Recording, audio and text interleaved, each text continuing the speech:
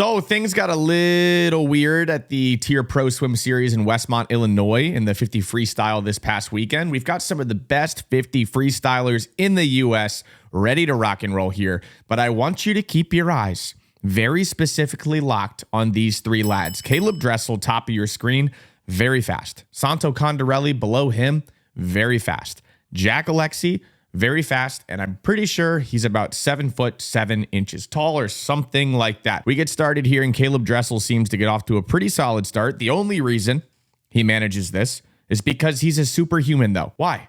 Why, Kyle? Why is that the only reason that Caeleb Dressel got off to a great start? Well, somehow he managed to get a relatively clean start, even though his block just about exploded underneath his feet.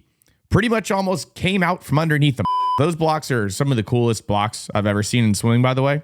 You might get injured on them, but they look pretty cool. Kind of like a Ducati. So Caeleb overcomes a wobbly jumping box, and then we burn through this race in under half a minute. Into the wall, me initially looking at this, watching it live, it looked like Jack Alexi won, but then no one has any idea who won. Everything broke. We lined up 8 of the fastest dudes on the planet, and they broke pretty much the entire facility. It felt like really the only thing that was still on in the facility was the lights. And yeah, that was about it with how people reacted. Block, broken. Timing system, broken. Bummer, right?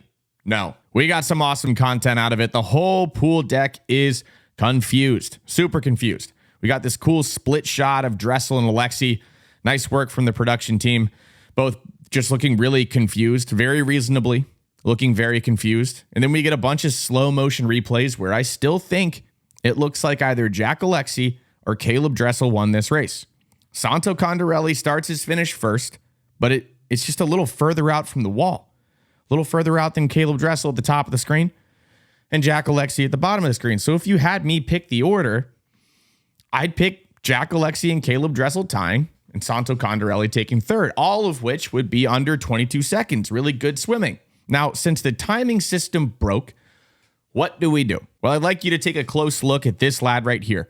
One of our lovely volunteers. He has something in his left hand. What does he have in his left hand? What does he have? Well, it is an old school stopwatch, a backup timing system.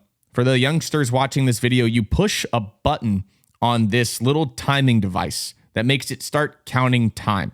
And then when you push the button again, it stops counting time. So then you grab a pencil, look at the screen on the magical time box, write it down on a sliced up piece of a tree. That is, you're writing it down with another piece of a tree that's wrapped around a piece of lead with a weird pink marshmallow on the end of it that works kind of like a delete key on your computer or your phone. And then we get these results. Caeleb Dressel first at 21.84, Santo Condorelli second at 21.89, and Jack Alexi in third at 21.90. Now, this is what we were gifted initially, but later on in the day, these results were adjusted a little bit and ended up looking like this. But why? Why would these results look like this, Kyle? Why? Well, they offered a re-swim to the entire heat, which some of the lads took as an opportunity to rip another 50 free. It worked for Jack Alexi. He went 21.8. But those results don't get compiled into the official results and then change the placing of the official event because it would be unfair. It'd be unfair to say that those don't count, these do. You would have to force everyone to do a re-swim and then recount the entire thing because of waves, because of timing, because of a variety of different things to try to keep it fair. So we ended up with this thing, this real weird looking thing that just kind of hurts your brain to look at. But Caeleb Dressel didn't get hurt, jumping off of a wobbly starting block, which is a very good thing because Caeleb Dressel looked really good at this meet.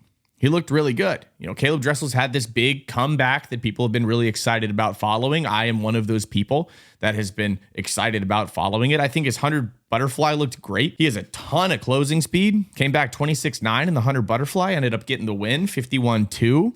Kind of got people really excited about what we could end up seeing from Caeleb Dressel at Olympic trials in just a few months. It's going to be here next week, even though it's still, I think, what, like 100 days out? Less than 100 days? I'm not really sure. I should know that. But it's a good thing that he didn't get hurt. Really good thing. Jack Alexi looked like he won the 50 freestyle. I don't really know what to tell you there. He didn't end up winning it. And it also really stinks for these officials. I mean, imagine you're timing the 50 and then they're like, yay, did you time that on your little stopwatch? Because we're going to use that as the official timing that decides how much money people make here. Really difficult situation. You know, like the mile. The mile. Okay, cool. Like you're not going to really get too close of a finish unless you're Bobby Fink and Ahmed Hafnaoui at the Olympics. And then it comes down to that close of a race. You know, you might have a little bit more discrepancy. You can review it on video and you're like, this guy won. This guy got second. This guy got third. A little bit easier. In the 50, come on. And also, if you're a mile swimmer, just don't jump up on the lane rope. Don't jump up on the lane rope or you might get disqualified from the entire sport. On top of that, this guy's awesome. Just generally awesome. Shout out to you, guy. Like the video, and I'll see you in the next one. See ya.